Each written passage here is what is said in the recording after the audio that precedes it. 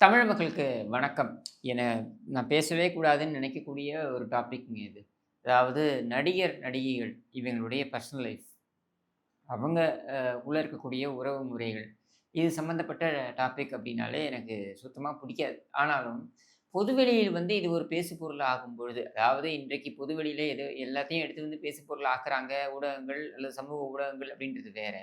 ஆனால் அதிகாரப்பூர்வமாக சம்மந்தப்பட்டவர்களே இப்போ ஒரு காசிப்பா இருக்குன்னு வைங்க, ஒரு வம்பு பேசுற மாரி இருக்குன்னு வைங்க, அது வேற விஷயம். அத நம்ம எடுத்து பேச விரும்ப மாட்டேன். நான் விரும்ப மாட்டேன். ஆனா, பொதுவெளியில நீங்க பார்த்தீங்கன்னா, அந்த அ அதிகாரப்பூர்வமாக அவங்களே சம்மந்தப்பட்டவங்களே ஒரு ஒரு அறிக்கையை விடும்பொழுது, அப்போ அத நம்ம பேச வேண்டிய ஒரு நிலைக்கு தள்ளப்படுறோம். ஏன் அப்டின்னா, அந்த அறிக்கையில இருக்கக்கூடிய விஷயங்கள் தான்.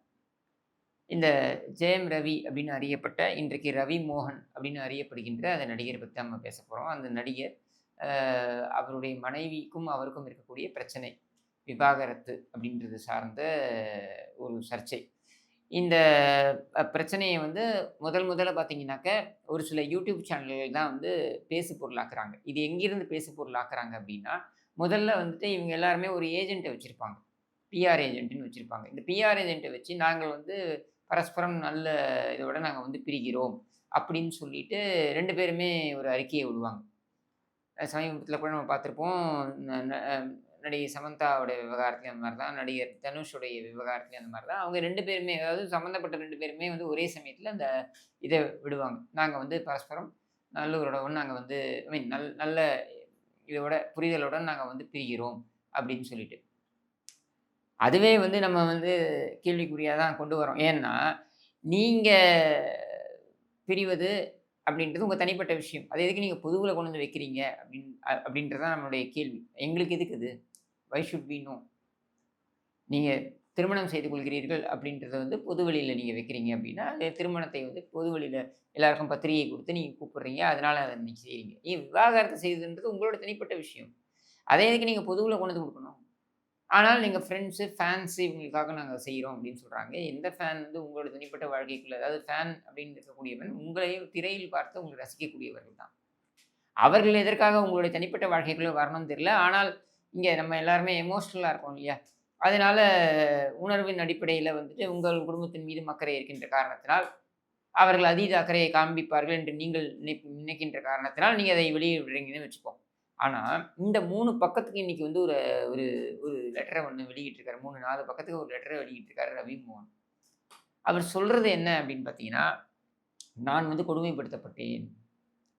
அ பிசிக்கலி அப்படின்னா உடல் ரீதியாகவும், உளவியல் ரீதியாகவும், பொருளாதார ரீதியாகவும் இப்படி பல்வேறு வகையிலும் நான் படுத்தப்பட்டிருக்கிறேன் அப்படின்றத அவர் தான் கொடுமைப்படுத்தப்பட்டதாக அவர் பதிவு செய்கிறார். அவருக்கு வயது என்ன?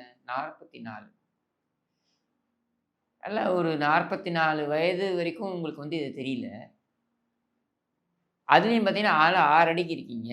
உங்களை உடல் ரீதியாக கொடுமைப்படுத்தினார்கள், மன ரீதியாக கொடுமைப்படுத்தினார்கள்ன்னு சொல்றீங்க. சரி, ஓகே. அது உணர்வு சார்ந்த விஷயம் கூட எடுத்துட்டு போகலாம்.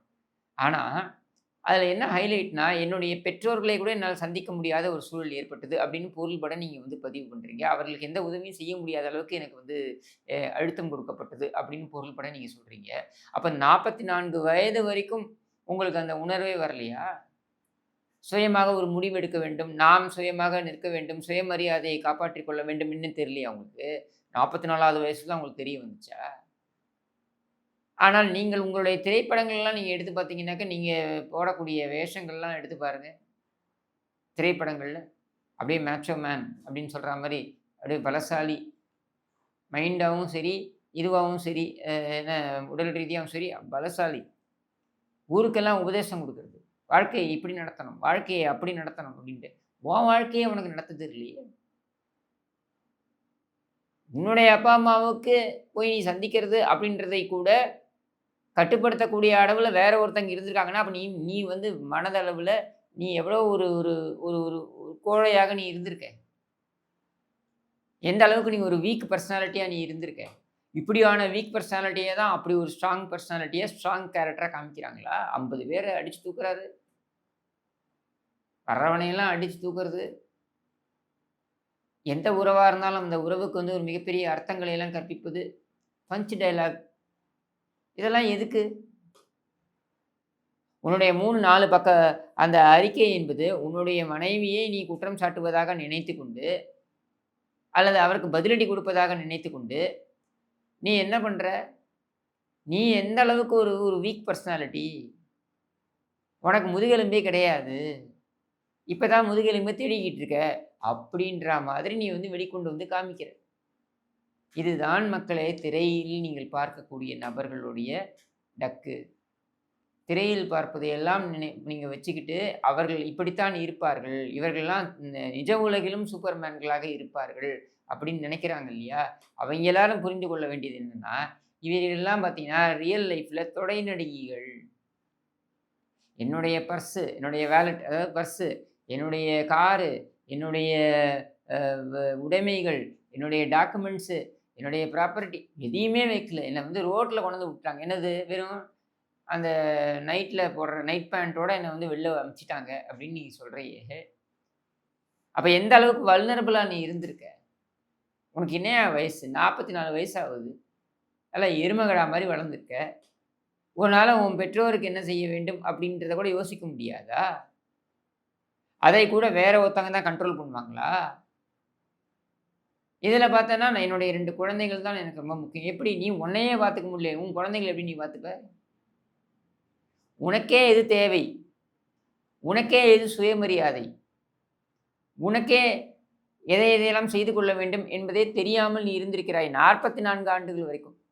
இதில உன் 2 மகன் குழந்தைகள் அவர்கள் தான் எனக்கு வந்து உயிர். அவர்களுக்காக தான் என்ன அவர்களுக்காக? இப்படித்தான் பொதுவுல வந்து சண்டை போட்டுப்பீங்களா?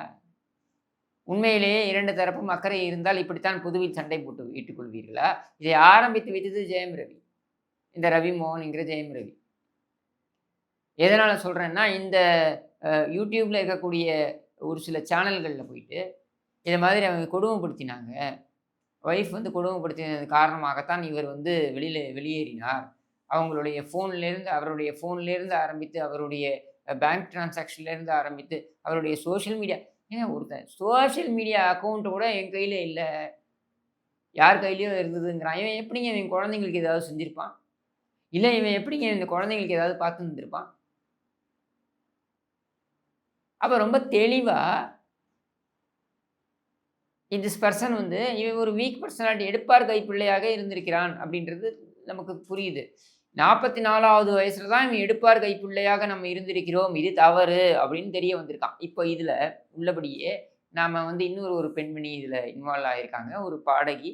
அவங்க அவங்க கெனிஷாவோ யாரோ அவங்கள பத்தி நான் பேச விரும்பல. ஏன் நான் பேச விரும்பலன்னா, அது சி அ ரவி மோகன்ங்கிற அந்த நடிகர் யாருடன் உறவில் இருக்கிறார், யாருடன் நட்பில் இருக்கிறார் அப்படின்றது எனக்கு அவசியம் கிடையாது. என்னுடைய கேள்வி இந்த 3 பக்கம் 4 பக்க அறிக்கை. இந்த அறிக்கையை பார்க்கும் பொழுது, இவனெல்லாம் ஆதர்ச நடிகர், இவனுக்கு ஒரு ரசிகர் மன்றம்னு வச்சுப்பானுங்க. இவனுக்கு ரசிகர்கள் வேற ஒரு கும்பல். அவங்க வந்து இவன வந்து ரோல் மாடலா வேற பார்க்குறாங்க அப்படின்னா, இவன என்னன்னு எடுத்துக்கிறது? இல்ல இவைங்கள என்னன்னு எடுத்துக்கிறது? இவ்வளவுதான் மக்களே திரை கவர்ச்சி, திரையில் பார்க்கக்கூடியது. இதெல்லாம் உண்மை என்று நம்பாதீர்கள். அங்கே பேசக்கூடிய பஞ்ச் டயலாக எல்லாம் உணர்வுபூர்வமாக அவர்கள் சொல்கிறார்கள் என்று தயவு செய்து நம்பாதீர்கள். இவர்கள் உண்மை வாழ்க்கையில் வேற. அவர்களுடைய அந்த அந்த இந்த திரை உலகம், திரையில நீங்க பார்க்கக்கூடியது, அவங்க அங்க காமிக்கக்கூடிய அந்த பில்டப்பு, அவங்க அங்க காமிக்கக்கூடிய அந்த என்ன சொல்றது? ஹீரோயிசம் இதெல்லாம் வேற. இதையெல்லாம் நீங்கள் அவங்களுடைய நிஜ வாழ்க்கையிலும் எப்படித்தான் இருப்பார்கள் என்று குழப்பிக் கொள்ளாதீர்கள். இந்த நடிகர்களுக்காக பால் அபிஷேகம் செய்யக்கூடியவர்கள், கட் அவுட் வைப்பவர்கள், இவர்கள் எல்லாரும் வந்து நான் தப்புன்னு சொல்லல. அதெல்லாம் உங்களுடைய விருப்பம். நான் அதுக்குள்ள போய் எதுவும் அட்வைஸ் பண்ண போறதில்ல. ஆனால் இவ்வளவுதான் உண்மை அப்படின்றது தெரிஞ்சுக்கோங்க என்று கூறி விடைபெறுகிறேன். நன்றி, வணக்கம்.